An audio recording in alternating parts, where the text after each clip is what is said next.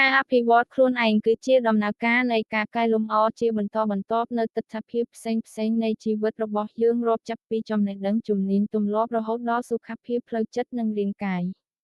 វាមិនមែនគ្រាន់តែជាការស្វែងរកនូវអ្វីដែលយើងអាចធ្វើបាននោះទេប៉ុន្តែជាការស្វែងយល់ពីអ្វីដែលយើងអាចក្លាយជា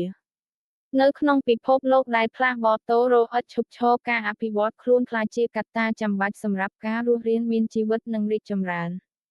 ការសម្លឹងមើលទៅអនាគតដោយមានផែនការច្បាស់លាស់ជួយយើងកំណត់ទិសដៅបង្កើតគោលដៅនិងត្រៀមខ្លួនជំនះរាល់ឧបសគ្គដែលនឹងកើតមានអត្ថបទនេះនឹងរៀបរាប់ពីវិធីសាស្ត្រដ៏សំខាន់សម្រាប់ការអភិវឌ្ឍខ្លួនដើម្បីត្រៀមខ្លួនសម្រាប់អនាគតដ៏ភ្លឺស្វាងការយល់ដឹងអំពីខ្លួនឯងនិងការកំណត់គោលដៅដើម្បីចាប់ផ្ដើមមកដំណើរនៃការអភិវឌ្ឍខ្លួនយើងត្រូវតែស្វែងយល់ពីខ្លួនឯងជាមុនសិនការវាយតម្លៃចំណុចខ្លាំងចំណុចខ្សោយឱកាសនិងការគំរាមកំហែង SWOT analysis ផ្ទាល់ខ្លួនអាចជួយយើងកំណត់ពីលទ្ធភាពនិងបញ្ហាប្រឈមរបស់យើងដូចគ្នានេះដែរការកំណត់អត្តសញ្ញាណតម្លៃស្នូលជំនឿនិងចំណង់ចំណូលចិត្តរបស់យើងនឹងផតលើទិសដៅសម្រាប់ជីវិត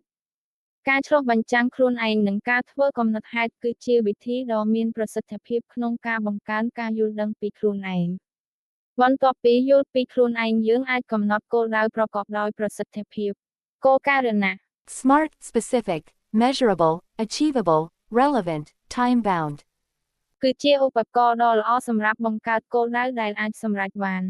វាសំខាន់ណាស់ក្នុងការបែងចែកគោលដៅធំៗជាជំហានតូចៗហើយបង្កើតផែនការសកម្មភាពច្បាស់លាស់ដើម្បីសម្រេចបាននូវគោលដៅទាំងនោះ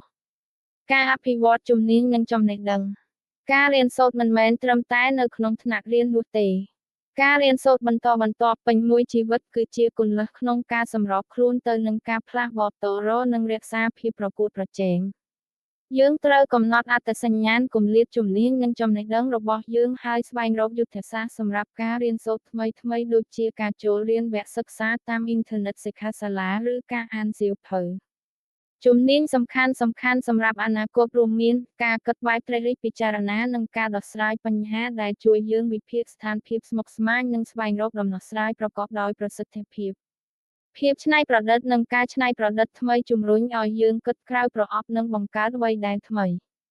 ជំនាញទំនាក់ទំនងនិងការសហការគឺចាំបាច់សម្រាប់ការធ្វើការជាមួយអ្នកដទៃភាពវៃឆ្លាតផ្នែកអារម្មណ៍ណា emotional intelligence ជួយយើងយល់ដឹងនិងគ្រប់គ្រងអារម្មណ៍ខ្លួនឯងនិងអ្នកដទៃ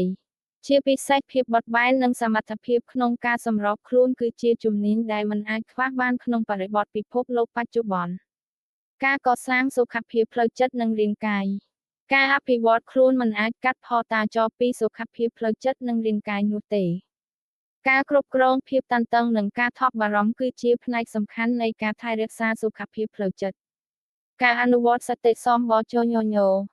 mindfulness និងសមាធិអាចជួយយើងរក្សាចិត្តស្ងប់វាក៏សំខាន់ផងដែរក្នុងការស្វែងរកជំនួយពីអ្នកជំនាញនៅពេលចាំបាច់ដូចជាការប្រឹក្សាផ្លូវចិត្ត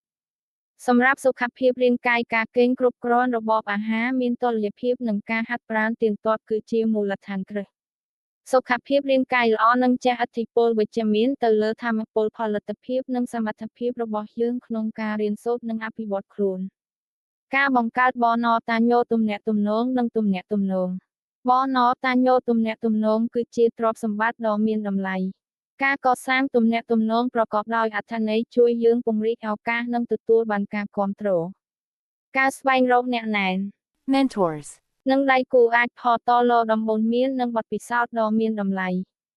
ការចូលរួមក្នុងសហគមន៍វិជ្ជាជីវៈក៏ជាវិធីដ៏ល្អក្នុងការជួបមនុស្សថ្មីនិងផ្លាស់ប្តូរគំនិតក្រៅពីបនតាញោអាជីពការគ្រប់គ្រងទំនាក់ទំនងផ្ទាល់ខ្លួនជាមួយក្រុមគ្រួសារនិងមិត្តភ័ក្តិក៏សំខាន់ដែរការទំនាក់ទំនងប្រកបដោយប្រសិទ្ធភាពនិងការរក្សាតុល្យភាពរវាងជីវិតផ្ទាល់ខ្លួននិងការងារនឹងនាំមកនូវសុភមង្គលនិងស្ថិរភាពការជំនះឧបសគ្គនិងការប្រែប្រួលដំណើរនៃការអភិវឌ្ឍខ្លួនប្រាកដជាជួបប្រទះនូវឧបសគ្គភាពធន់និងការសម្របខ្លួនគឺជាគន្លឹះក្នុងការជំនះបញ្ហាទាំងនេះយើងត្រូវរៀនសូត្រពីភាពបរាជ័យនិងការបរាជ័យហើយអភិវឌ្ឍផ្នត់គំនិតរីកចម្រើន growth mindset ដែលជឿជាក់លើលទ្ធភាពនៃការកែលម្អ ការគ្រប់គ្រងការផ្លាស់ប្តូរតូរ៉ូគឺសំខាន់ណាស់ក្នុងការទទួលយកការផ្លាស់ប្តូរតូរ៉ូជាឱកាសហើយសម្របខ្លួនទៅនឹងបរិស្ថានថ្មីៗ ការបង្កើតទម្លាប់ល្អនិងវិន័យថាមពលនៃទម្លាប់អាចផ្លាស់ប្តូរតូរ៉ូជីវិតយើងបាន ការបង្កើតទម្លាប់ដែលមានប្រសិទ្ធភាពដូចជាការអានជារៀងរាល់ថ្ងៃការហាត់ប្រាណឬការធ្វើសមាធិអាចនាំមកនូវលទ្ធផលដ៏ធំធេង ការតាមដានវឌ្ឍនភាពជួយយើងរក្សាការបរដែលជាញោចិត្ត វិន័យផ្ទាល់ខ្លួននិងភាពជាប់លាប់គឺជាកត្តាចាំបាច់ក្នុងការសម្រេចគោលដៅ ការគ្រប់គ្រងពេលវេលានិងផលិតភាពក៏ដើរតួនាទីយ៉ាងសំខាន់ផងដែរ សន្និដ្ឋាន ការអភិវឌ្ឍខ្លួនគឺជាដំណើរការដ៏វែងឆ្ងាយនិងបន្តបន្ទាប់ដែលទាមទារការបរិយាញោចិត្តនិងការរខិតខំប្រឹងប្រែង ការវិនិយោគលើខ្លួនឯងគឺជាការវិនិយោគដ៏ល្អបំផុតសម្រាប់អនាគត